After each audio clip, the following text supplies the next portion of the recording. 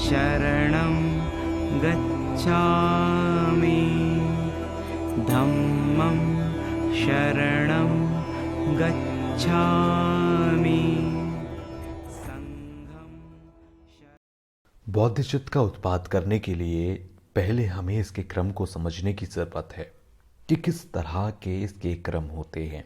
जैसे कि 7 हित फलों के द्वारा, एक परमात्मा परिवर्तन के द्वारा, 7 विधियों के द्वारा, तो यहाँ प्रमुख रूप से 2 विधियां देखने को मिलती हैं।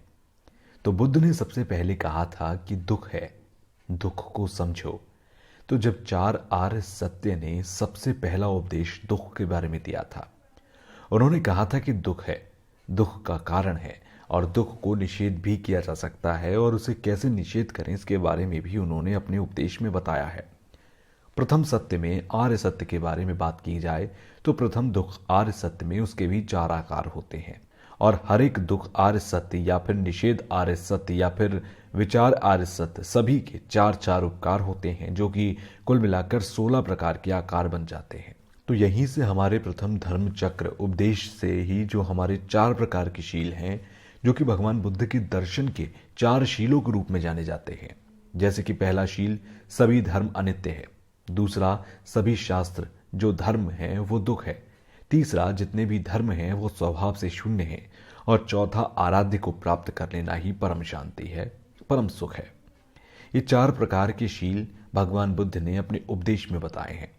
इन्हें समझने की कोशिश करनी चाहिए, क्योंकि प्रथम धर्म चक्र में जो दुख आर्य सत्य हैं, उसमें अनित्यता से लेकर जो अन्य व्याख्याएं की गई हैं, उन व्याख्याओं को, उनके क्रमों को हमें भली भांति समझने की कोशिश करनी चाहिए, क्योंकि ये सारी की सारी चीजें एक दूसरे से जुड़ी हैं। एक दूसरे को समझे बगैर इन्हें अच्छे से समझ नहीं पाएंगे। तो जहां तक कि इनके 4 आकार, जैसे कि प्रथम धर्म चक्र उपदेश के बारे में कहा गया कि जो दुख आर्य सत्य है उसके 4 आकार में दुख, दुख का कारण, दुख का निषेध बताया गया। तो उसके आकारों को भी देखें तो पहला है अनित्य, दूसरा है दुख, तीसरा है शून्यता और अनात्म। इसी प्रकार दुख के कारण के भी अगर देखें तो 4 आकारों को अलग अलग देखा जा सकता है, जिसमें पहला है हेतु, दूसरा है समुदय, तीसरा प्रभाव और चौथा प्रत्यय। इसके बाद निरोध सत्य के भी 4 आकार हैं। पहला निरोध, दूसरा प्रणीत, तीसरा शांत और चौथा निर्वाण। इसके बाद चौथे मार्ग सत्य के भी 4 आकार हो जाते हैं। पहला है मार्ग, दूसरा है प्रतिपत्ति, न्याय और न्यायिका। इस प्रकार से जो हमारे आकार देखने को मिलते हैं वो 16 हैं। तो वहीं अज्ञानता का भी अपना एक हेतु है। बिना हेतु के अज्ञानता उत्पन्न नहीं हो सकती। अज्ञानता उत्पन्न होने के भी हेतु होते हैं, जिसे समझने की कोशिश करनी चाहिए। और जब तक हमारे अंदर, हमारे पास ये 5 स्कंद रहेंगे, तब तक दुख हमारे पास आते ही हमेशा रहेंगे, क्योंकि ये 5 स्कंद के कारण ही, जैसा कि कहा गया कि 4 शीलों में कि जो हमारा शाश्वत शरीर है वही हमेशा हमारे दुखों की जड़ होती है, और इसी वजह से दुख उत्पन्न होते हैं। इन हेतुओं को अच्छी तरह से समझना चाहिए, और इन हेतुओं को समझते हुए अज्ञानता को नष्ट किया जा सकता है। क्लेश, मोह, द्वेष, ये जितनी भी चीजें हैं, ये केवल हमारी मिथ्या दृष्टि से आते हैं। जो जितने भी क्लेश हों, अज्ञानता हो, ये स्वभाव से सिद्ध नहीं होते, और कोई चीज स्वभाव से सिद्ध नहीं होती। तो उन्हें प्रमाण के तौर पर सिद्ध किया जा सकता है, इसके लिए तर्क दिया जाता है। लेकिन कुछ धर्म के जो स्वभाव से सिद्ध हैं, उनके परीक्षण के लिए किसी तरह की जांच की कोई जरूरत नहीं होती। जब तक हम इस सिद्धांत को नहीं मानेंगे कि जितनी भी चीजें हैं वो एक दूसरे पर पराश्रित हैं, एक दूसरे से मिलकर जुड़ी है, तब तक वो स्वभाव से सिद्ध नहीं है, उसको नहीं समझ सकते। जैसे कि हमारा चित्त है, इसकी स्थिति के बारे में कहा जाता है कि प्रवास्वर है, निर्मल है। इस प्रकार से हमारे चित्त की व्याख्या की जाती है। तो फिर हमारे चित्त की स्थिति के बारे में, उसके रूप के बारे में, चित्त के तरीके के बारे में भी उत्तर तंत्र में इसकी व्याख्या मिलती है। इसलिए मैं फिर से कहना चाहता हूं कि भगवान बुद्ध के दर्शन को सार के रूप में देखें तो उनकी शिक्षाओं को एक तरह से संक्षेप में कहा जाए तो ये कह सकते हैं कि जो भी धर्म है, जैसे कि मैंने पहले भी कहा कि जो अनित्य है, यानी कि जो चीजें यहां हैं, शास्त्रोक्त धर्म अनित्य, दुख है, स्वभाव से कोई चीज सिद्ध नहीं होती है। अरध प्राप्त करना परम सुख है। तो बोधिसत्व को प्राप्त करने के लिए कुछ प्रार्थनाएं या कुछ संवाद किए जाते हैं। अगर आपने एक बार प्रतिज्ञा कर ली कि बुद्ध चित्त को प्राप्त करना है तो आपको बार बार उनको दोहराना नहीं होगा। मैंने उस दिन का भगवान बुद्ध के सामने, संघ के सामने मैंने जो प्रतिज्ञा की, उन प्रतिज्ञाओं को मैं हमेशा रखूंगा और कभी भी आलस्य और अप्रमाद नहीं होने दूंगा जिससे कि वो छूट जाए। अब यहां पर जो चौथा अभ्यास है वो अप्रमाद अध्याय के नाम से जाना जाता है। हमारा जो चित्त है अप्रमादी होना चाहिए, हमारा मन हमेशा सजग होना चाहिए। बुद्धचर्यवतत किताब के बुद्ध चित्त प्रमाद का चौथा अध्याय जो कि पेज नंबर 23 से शुरू होता है, इसके मुताबिक इस प्रकार से बुद्ध चित्त ग्रहण करने के बाद उस बुद्ध सत्य को अपने प्रतिकूल आचरण से दूर रहने के लिए सदा सावधानी बरतनी चाहिए। इस श्लोक में कहा गया कि बौद्ध चित्त के साथ अमर उत्पाद करना बहुत जरूरी है। अगर हम बौद्ध चित्त को उत्पाद करें तो सबसे पहले जो हमारा उद्देश्य है वो स्पष्ट होना चाहिए कि इसको क्यों करें। इसे प्राप्त करने के लिए जो विधि बताई गई उसका भी पालन करना चाहिए। अगर आप चाहते हैं कि एक दिन में बौद्ध चित्त उत्पन्न हो जाए, एक साल में उत्पन्न हो जाए या फिर एक जीवन में उत्पन्न हो जाए, तो इस प्रकार की सोच ना हो करके हमेशा प्रयास ये होना चाहिए कि आज से लेकर जब मैंने बौद्ध चित्त उत्पाद करने की कसम खाई है तब से लेकर जब तक मुझे बौद्ध चित्त उत्पाद नहीं हो जाएगा तब तक मैं बार बार कोशिश करूंगा। इस प्रकार का मोटिवेशन हमारे अंदर होना चाहिए। और जब भी हम बौद्ध चित्त को उत्पाद करने का अभ्यास करें तो उसमें पूरी सजगता के साथ हमें अभ्यास करने की कोशिश करनी चाहिए। उदाहरण के तौर पर आप मान लीजिए कि हमारे शरीर में कोई घाव है और उस घाव को बचाने के लिए हमेशा हम सजग रहते हैं, हमेशा हम जागरूक रहते हैं कि मेरे घाव कहीं लग ना जाए या इसको और ज़्यादा चोट ना पहुंच जाए। जब हम अपने घाव की रक्षा करते हैं उसी प्रकार बौद्ध चित्त उत्पाद करने का जो दृढ़ निश्चय किया है, जब तक मुझे प्राप्त नहीं हो जाता तब तक मैं बौद्ध चित्त उत्पाद करता रहूंगा, जब तक मैं कोशिश करता रहूंगा। ऐसा ही हमारा एक मोटिवेशन होना चाहिए। 15वां श्लोक कहता है कि भविष्य में कोई अवसर मिलेगा, इसका प्रयास करूंगा। ऐसा विचार करना गलत है क्योंकि जगत में बुद्ध का आगमन, उस समय मनुष्य जीवन पाना इत्यादि श्लोक नंबर 16 कहता है। क्योंकि आज का ये स्वस्थ जीवन सभी सुख सुविधाओं के होने पर भी अस्थायी है, क्षणिक है। ये शरीर उदार वस्त्र है, इसके लिए प्रमाद कर बैठना व्यर्थ है। इसलिए हमें ये सोचना चाहिए कि हमें जो जीवन मिला है उसे धर्म में लगाना है। इस जीवन को धर्म का अभ्यास करने में रखें या अपने आप को धर्म अनुयायी कहें या फिर धर्म को मानने वाला कहें। धर्म के प्रति हमारा विश्वास है, उसके प्रति हमारी आस्था होना बेहद जरूरी है। यही एक अच्छे धर्म अनुयायी की पहचान होती है। इसी के साथ ये भी जानने की कोशिश करें कि हमें जो 8 तरह की क्षण संपदाएं प्राप्त हुई हैं, इन्हें व्यर्थ न जाने दें, मानव शरीर को व्यर्थ न जाने दें। ज़्यादा से ज़्यादा लोगों के हित के लिए, बुद्धत्व को प्राप्त करने के लिए, बोधिचित्त को प्राप्त करने के लिए हमें प्रयास करना चाहिए। तो फिर बुद्ध के समक्ष या फिर जहां भी आप बोधिचित्त को प्राप्त करने का वादा करते हैं, इसका प्रयास करते रहना चाहिए। बार बार चिंतन करना चाहिए कि मैंने बोधिचित्त को प्राप्त करने का व्रत लिया था, जिसका मैं बार बार अभ्यास करूंगा।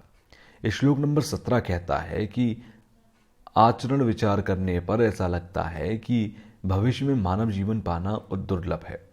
अगर मानव जीवन नहीं मिलता तो हम पाप में ही डूबे रहेंगे। तो हमें बाहरी चीजें जैसे कि धन, पैसे, संपदा, इन सारी चीजों में ना पड़ करके मानव जीवन को मूल्यवान बनाने की कोशिश करनी चाहिए, उपयोगी बनाना चाहिए और कोशिश करनी चाहिए कि जितना हो सके सभी तरह के क्लेश, अज्ञानता को किस तरह नष्ट करें।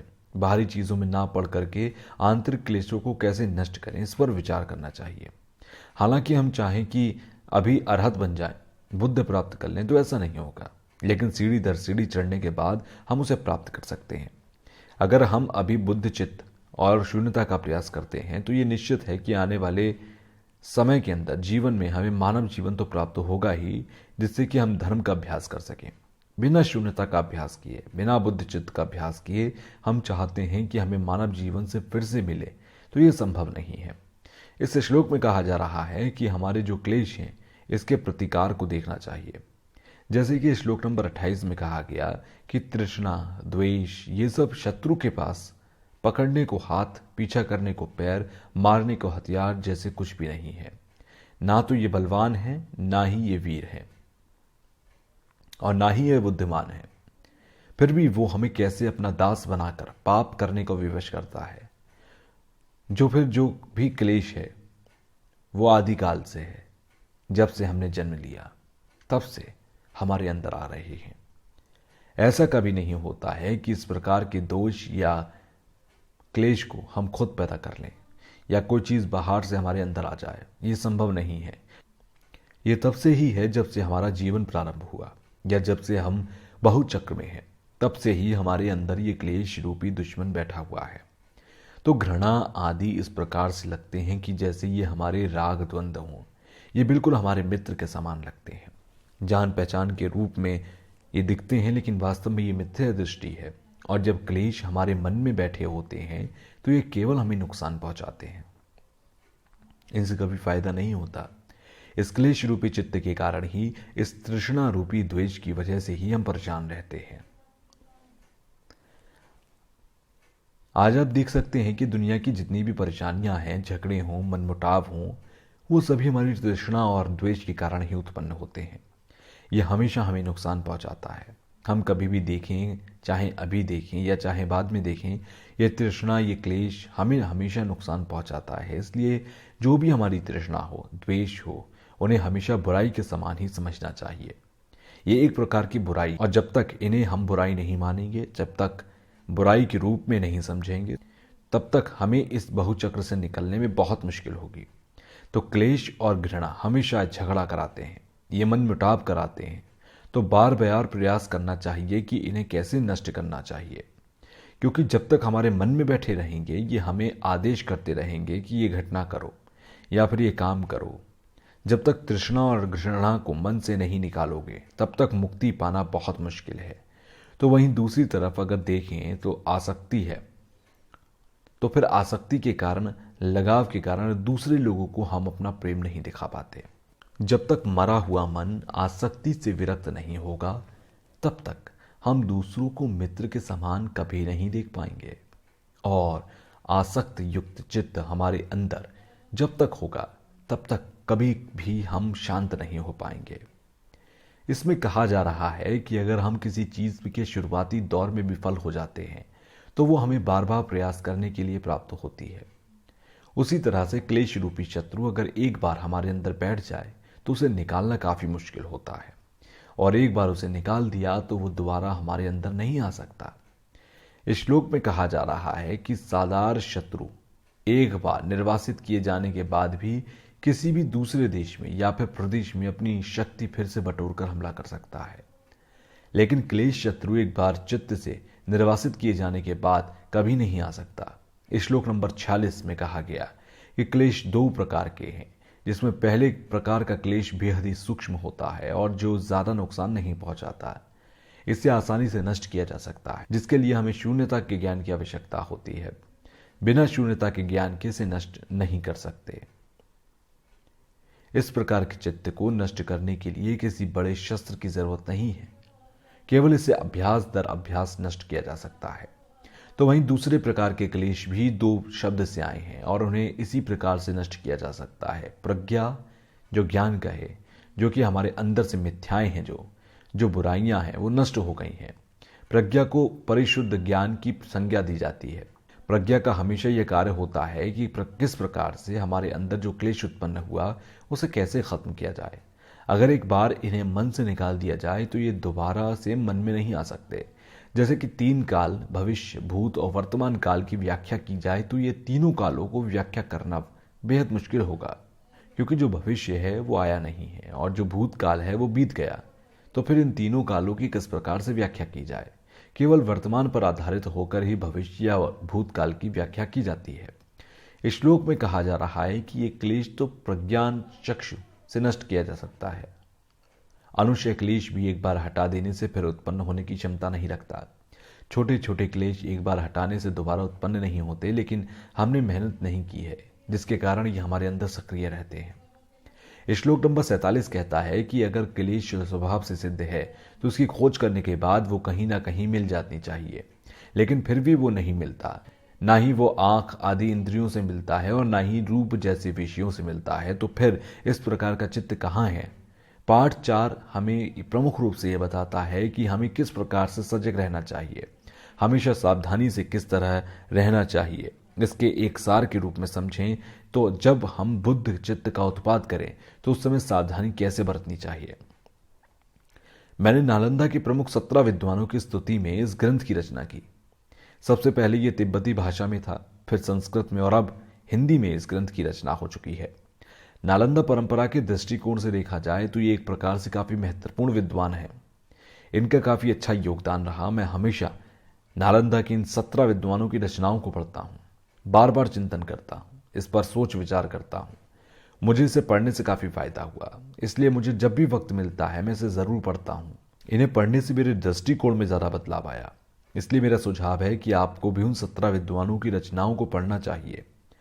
जब भी हमें आभास होता है कि जो भी घटित हो रहा है वो केवल हमारी मिथ्या दृष्टि के कारण हो रहा है। माध्यमिक दृष्टि के लोग कहते हैं कि इस प्रकार की सोच केवल एक प्रकार से हमारी मिथ्या दृष्टि होती है। शरणं गच्छामि धम्मं शरणं गच्छामि